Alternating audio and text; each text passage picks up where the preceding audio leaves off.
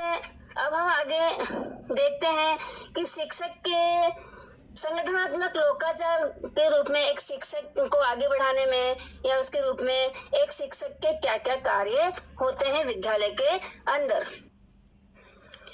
तो सबसे पहला जो कार्य होता है एक टीचर का विद्यालय में, वो होता है टीचिंग। यह शिक्षक का सबसे महत्वपूर्ण वर्क है। एक शिक्षक को मेहनत, ईमानदारी व लगन से यह कार्य करना चाहिए। एक अध्यापक अपने इस दायित्व का निर्वाह तभी कर पाता है जब उसे अपने विषय का पूर्ण ज्ञान प्राप्त होता है तथा उसे नवीनतम जानकारी भी होती है। टीचिंग मेथड का प्रयोग करने में वो कुशल होता है तथा अपने कार्य के प्रति कर्तव्य निष्ठा का भाव उसमें होता है। तो सबसे पहला जो कार्य है वो शिक्षक का होता है शिक्षण कार्य करना।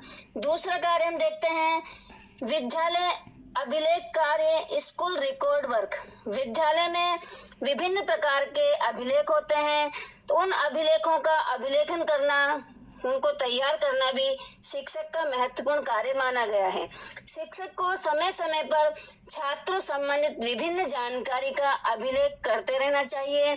उसे प्रदान किए गए जो भी कार्यभार है उससे संबंधित जो भी लेखा जोखा उसे रखना चाहिए, उसे कंप्लीट रखना चाहिए, जिससे जरूरत पड़ने पर किसी प्रकार की समस्या उपस्थित नहीं हो। इसके लिए एक अध्यापक को ये ध्यान में रखना चाहिए कि वो इन अभिलेखों को समय समय पे पूर्ण करता रहे और उसका रख रखाव भी उचित तरीके से करता रहे।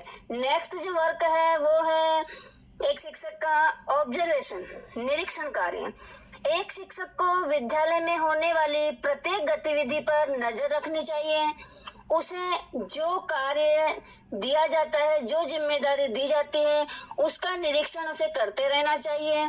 छात्रों संबंधित विभिन्न प्रकार के ऑब्जर्वेशन करते रहने चाहिए, जिस प्रकार से कि जैसे कि छात्र की नियमितता की और नियमित विद्यालय आ रहा है या नहीं आ रहा है तो उसके क्या कारण है। अध्यापन के प्रति छात्रों की रुचि कितनी है, अगर रुचि नहीं है तो उसमें रुचि विकसित करें।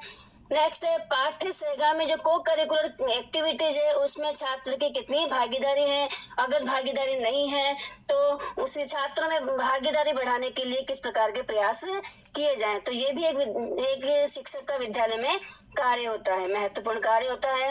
नेक्स्ट जो कार्य है वो है टेस्ट एंड इवेल्युएशन, परीक्षण एवं मूल्यांकन। शिक्षक को स्टूडेंट्स को पढ़ाते समय बीच बीच में यह पता लगाते रहना चाहिए कि छात्र को जो उसने पढ़ा है वो कितना समझ में आया। इसके लिए उन्हें विभिन्न टेस्ट आयोजित करने चाहिए। टेस्ट लेने से अध्यापक एवं छात्रों को अपनी अपनी कमियों का पता चलता है तथा साथ ही पेरेंट्स को भी छात्रों की प्रगति का ज्ञान होता है। तो इसके लिए समय समय पर विभिन्न प्रकार के टेस्ट एंड इवेल्युएशन होते रहने चाहिए। तो टेस्ट लेना और इवेल्युएशन करना ये भी अध्यापक का कार्य होता है। नेक्स्ट जो वर्क है अध्यापक का वो है डायरेक्शन, निर्देशन। टीचिंग लर्निंग प्रोसेस में एक मार्गदर्शक के रूप में, एक मित्र के रूप में, सलाहकर्ता के रूप में कार्य करता है। शिक्षक को छात्रों की रुचि, उसकी योग्यता आदि को ध्यान में रखते हुए व्यवसाय चयन में तथा अन्य निजी जीवन में आने वाली समस्याओं को दूर करने हेतु विभिन्न प्रकार के निर्देशन देने चाहिए।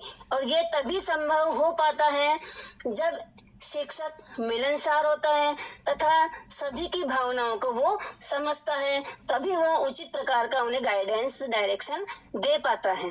नेक्स्ट है व्यवस्था, अरेंजमेंट। विद्यालय में होने वाली सभी गतिविधियों की व्यवस्था तथा उनका कुशलता पूर्वक संचालन करना प्रधान अध्यापक के साथ एक शिक्षक का भी कर्तव्य होता है। इसी के साथ विद्यालय टाइम टेबल बनाना, को करिकुलर एक्टिविटीज का आयोजन करना एवं उनका संचालन करना, ये भी एक सहगामी के रूप में शिक्षक की भूमिका होती है। इसलिए विद्यालय में विभिन्न प्रकार की व्यवस्था बनाए रखने में एक अध्यापक का महत्वपूर्ण कार्य माना जाता है।